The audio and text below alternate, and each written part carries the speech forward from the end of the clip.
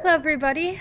This is Lissie, and as Swore by the Precious, recording for Project Dark Horse. About 2 nights ago, at about what would be 4 in the morning, I received a call from Dean Esmay regarding a press pass and some videos, of course, these videos, this project which I had been doing.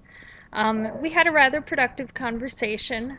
We agreed to some terms that would guarantee me being allowed into the conference. Like being objective while I was in there, not creating any disturbances, which I thought was more than reasonable. Also agreed to donate $259 of the project's money to a charity that we could both agree on. Mr. Esmay was very happy to hear this, and I do intend on doing that. Unfortunately, conditions deteriorated not long after I ended the call. So I'm no longer going to be inside the conference at all.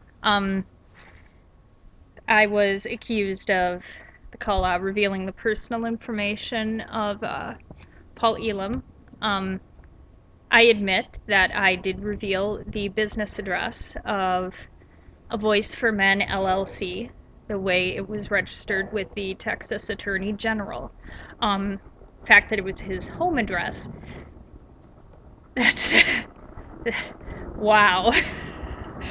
Wow, that was a mistake on his part to register A Voice for Men LLC under his home address. If and this is good advice for everybody and everybody. If you're going to run a hate group, it's best not to do it out of your house, and it is an even better idea not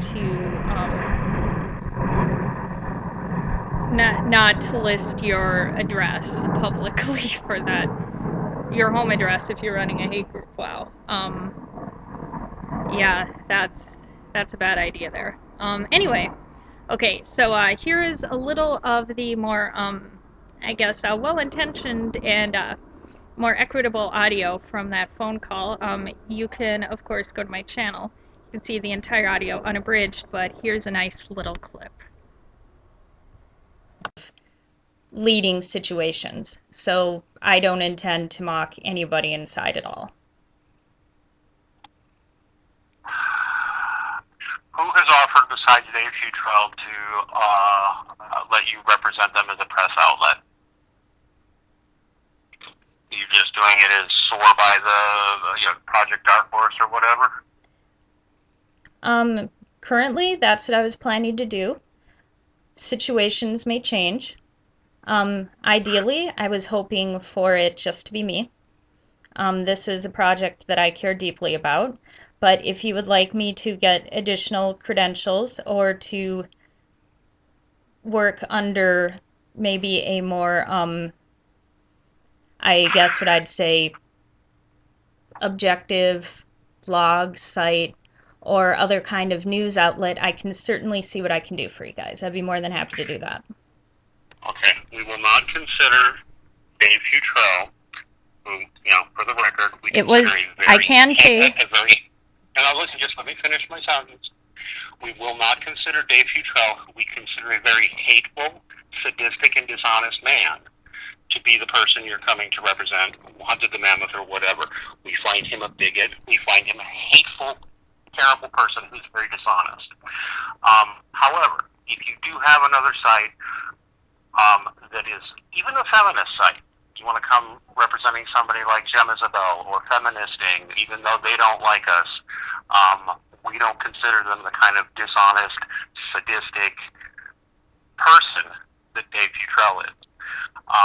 So nice that he got you a ticket. It speaks poorly of you in our estimation that you would actually work with such a horrible human being, but nevertheless, fine, good, he gave you a ticket. More proof that you want to mock male victims of domestic violence, male victims of rape, male victims of all that, because you just don't think men are as human as women, apparently. Now I am getting angry. Get yourself a valid press credential, or don't come as a member of the press. One of the two. Find somebody, I don't care who, not named Dave Futrell, Hunted the Mammoth, or one of these other people who mock victims of the system for a living. Find somebody who's a really genuine journalistic source, and we'll talk to you. Otherwise, buy a ticket like everybody else who sacrificed everything to make this conference happen, to help educate people about the issues that men and boys face that you apparently think are funny. Okay, so that was that. Said there were a lot of accusations thrown. Did agree to donate $259 of the project's money, Dark Horse, to charity in lieu of a ticket. It's whether I'm allowed inside or not.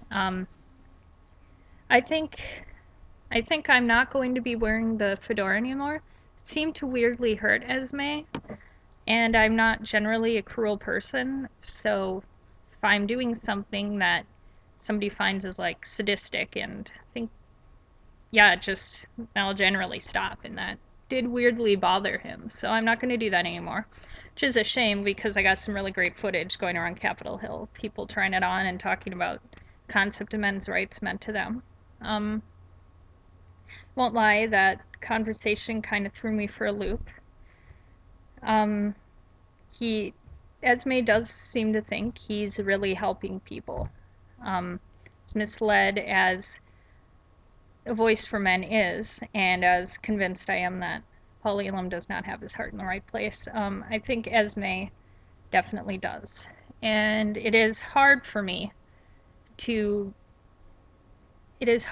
believe that I am hurting, that somebody is hurting. And what's even harder for me to believe is that with Esme's goodwill and Esme's gestures that he's made to me, such as comments supporting me on my GoFundMe page and my Twitter, that Elam and Bloomfield would, every time Esme has made a true offer to me and of compromise or to just support what I'm doing, and as maybe against his aims as it is, Elam and Bloomfield have found a way to replace his kind gestures with hate and accusations. And I can accept that they don't like me, that's fine. What I can't accept and what I can't abide is the way they eat their own, in the way that they just seem just dedicated to tearing him down. And I guess that's a cost. It's something I don't like to see, but I guess it's just the cost of what I started. So yeah, I hope everybody got something from this little video. Hope I can give you guys more updates as they come. Oh yeah, and the nature of updates and everything, I have raised the cap with the project to 2,000. Remember that all additional funds and monies will go to charity. And I will be posting receipts for everything, no matter how minute, and that I wish everybody the best. So yeah, this is Lissie, Swore by the Precious, signing out for Project Dark Horse, and you all have a wonderful day.